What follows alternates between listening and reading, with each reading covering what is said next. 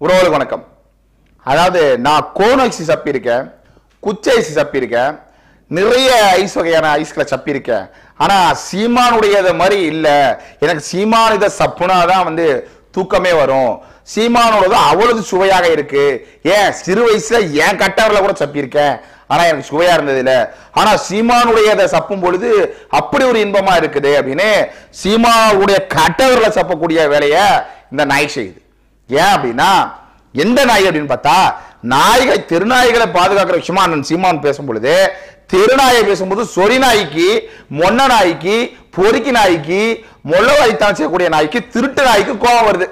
யார் அப்படின்னா இந்த ஒடுக்குழுந்த மாதிரி 2 பேர் இருக்காங்கல்ல, பார்த்துருப்பீங்க பின்னாடி இருக்காங்கல்ல, அந்த நாய்ங்க தான். இந்த நாய்களுக்கு என்ன பிரச்சனை அப்படின்னா நாய்களை பத்தி சீமான் பேசுறாரு. ஆனா அவருடைய வீட்டிலே எந்த வகையான நாய்கள் இருக்கு. நம்ம பையன் நாட்டு நாயின்னு சொல்றாரு, ஆனா அவர் வீட்டுல நாட்டு நாய் இருக்கா அப்படின்னு கேள்வி கேட்கிறாங்க. அந்த நாய்களை பத்தி அண்ணன் பலமுறை பேட்டியில சொல்லிட்டாரு. அது அன்பளிப்பா வந்தது தூக்கி போட முடியாது, வேற வழி இல்லாம அது வளர்த்துட்டு இருக்கோம் அப்படின்னு சொல்லிட்டு போயிட்டாரு. இது பல இதுல தெளிவுபடுத்திட்டாரு.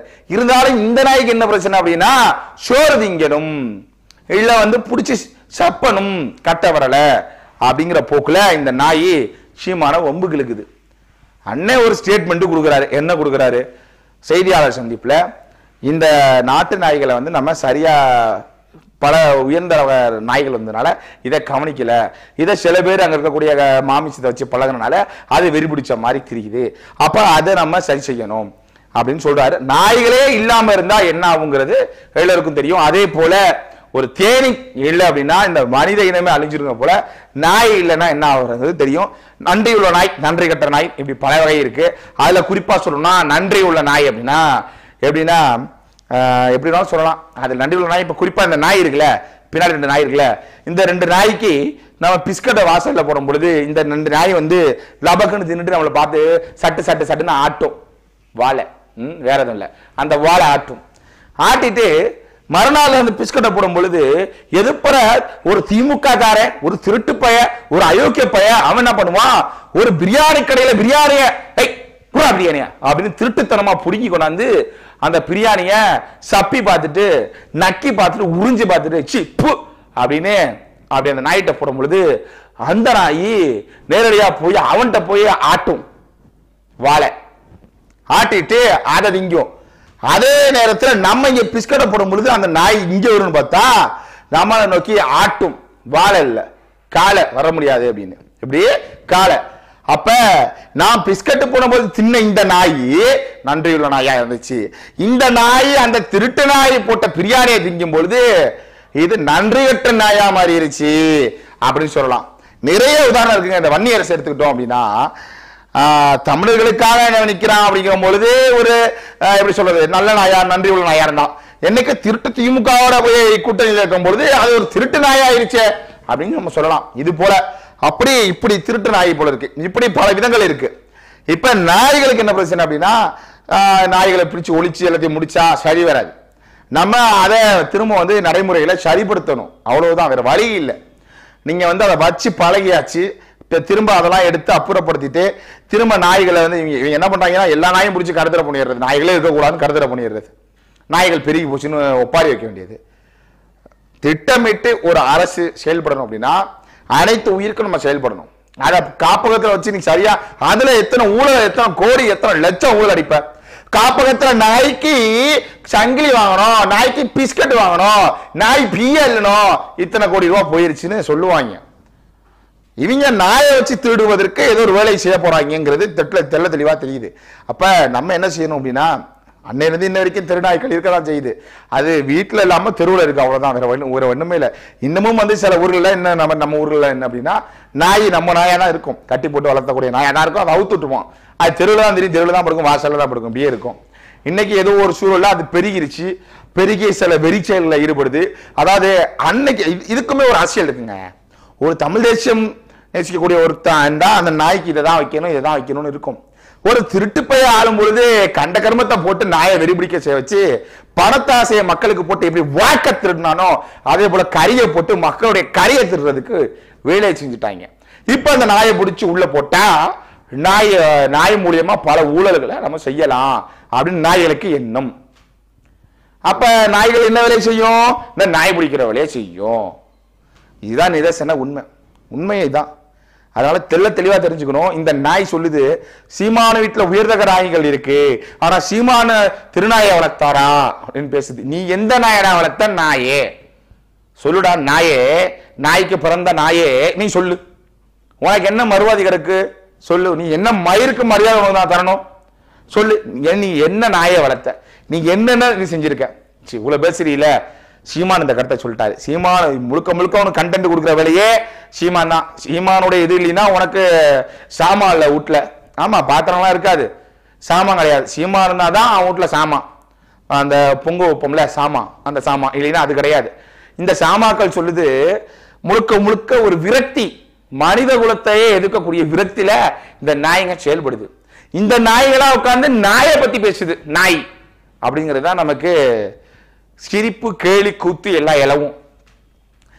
நல்லா தெரிஞ்சுக்க. அண்ணன் தெளிவா பலமுறை சொல்லிட்டாரு. பாம்பு கதை சொல்லிட்டாரு. பாம்பு கதை சொல்லி என்னைக்குமே அவர் மருத்துவமனைக்கு போகாதன்னு சொல்ல கிடையாதுடா நாயே அப்படின்னு நான் சொல்றேன்.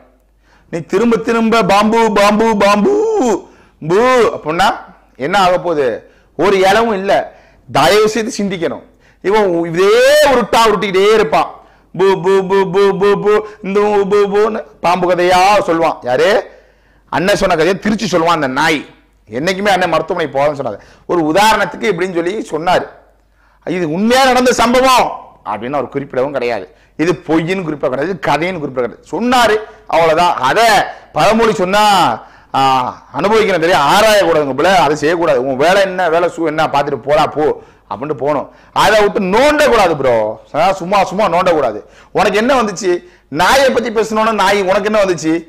ஏன் நீ உயர்நகர நாயா இருக்கியா, திருநாயா இருக்கியா, இல்ல திருட்டு நாய்கள்கிட்ட திருடி திங்க குடிக்கிய நாயா இருக்கியா, இல்ல பல பேர் கூட தொடர்புக்கக்கூடிய சில நாயா இருக்கியா?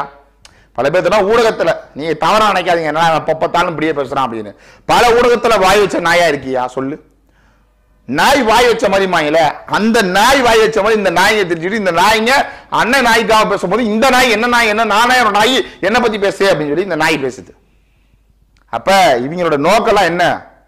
ஒரு வளர்ச்சி திட்டம். மரங்களின் மாநாடு பேசுனாங்களா அப்படின்னு சிரிப்பான். நாயை பத்தி பேசுனா அப்படின்னு நாய் மாதிரி பேசுவான்.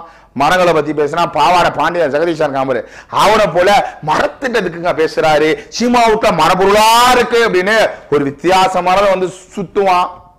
அப்ப இவங்களெல்லாம் பார்த்து நம்ம என்ன தெரியுது? போ அப்படின்னு சொல்ல தோணுமா தோணாதா? அவர் ஒவ்வொன்றையுமே இந்த தமிழ் தேசத்துல உயிர்நயம் பேசிக்கொண்டு நகர்த்தி கொண்டு செல்றாரு. அதை விட்டுட்டு திரும்ப சீமா அப்படின்னா என்னடா தோணும் உனக்கு? உனக்கு என்னதான்டா வேணும் அப்படிங்கிற கேள்வி இருக்குல்ல. இவனெல்லாம் பார்த்தாலே நாயை கல்ல கொண்டு எறியணும், நாயை கல்ல கொண்டு எறியணும். இவனுக்கு வேலை கிடையாது, ஒண்ணும் கிடையாது. சீமானா விமர்சிக்கிறது மட்டும்தான் இவனுடைய நோக்கமே தவிர இந்த மக்களுக்காக ஏதாவது சொல்லுவோம், நம்ம இந்த யூடியூப்ல உட்காந்து பேசணும், ஒரு நல்ல கருத்தை திணிப்போம் அப்படின்னு எந்த இதுவுமே கிடையாது. சூட்கேஸ் மூர்த்தியா, எப்படி அண்ணன் ஏர்போர்ட் மூர்த்தி தாக்கப்படுறதுக்கு சூட்கேஸ் மூர்த்தியா? உங்க ஒப்ப சூட்கேஸ்ல இருந்தானா? சொல்லுடா, நீ சூட்கேஸ்க்கு பிறந்தியா? சொல்லு அப்படின்னு நிறைய கேள்வி இருக்குல்ல. அந்த ஆளுநர் வண்டே பேசுவாருங்க அண்ணன் தெரியும்ல. சும்மா ஏதோ பொத்தாம் போக்குல அப்படியே அடிச்சு விட்டு கழுவி விட்டு போறது. கழுவி ஊத்துன நக்கிட்டு போவேன் சொல்ற, நக்கிட்டு போ. அப்ப கூட நல்லா புத்தி வராது. இந்த பொது கழுவுற கழுவி ஊத்தி வெளியே வரும்ல, அதை நக்குனா கூட நல்லா புத்தி வராது. நாயே பீத்து நீ நாயே உனக்கு புத்தி வராது. இவங்கெல்லாம் உட்காந்துக்கிட்டு அப்படியே இவன் தான் பெரிய ஒரு மேயரு, ஒரு துணை மேயரு, அவர் கேட்க இவர் நக்க, அவர் காட்ட இவர் சப்ப கட்ட வரல. இவங்க ரெண்டு பேரும் பேசிக்குவாங்க. ஆமா ஆமா ஆமான்னு. என்ன நீ பெரிய ஏடா நீங்களே பெரிய புடுங்கி மாதிரி பேசிட்டா அப்ப என்ன மாதிரி நாங்களா இருக்கோம் சொல்லு. அப்படி இழுத்து வச்சு சட்டுன்னு அடிக்கணும்னு தோணாது, குனிஞ்சினாலே அடிக்கணும்னு தோணும். கல்ல விட்டு தவறா நினைக்க கூடாது.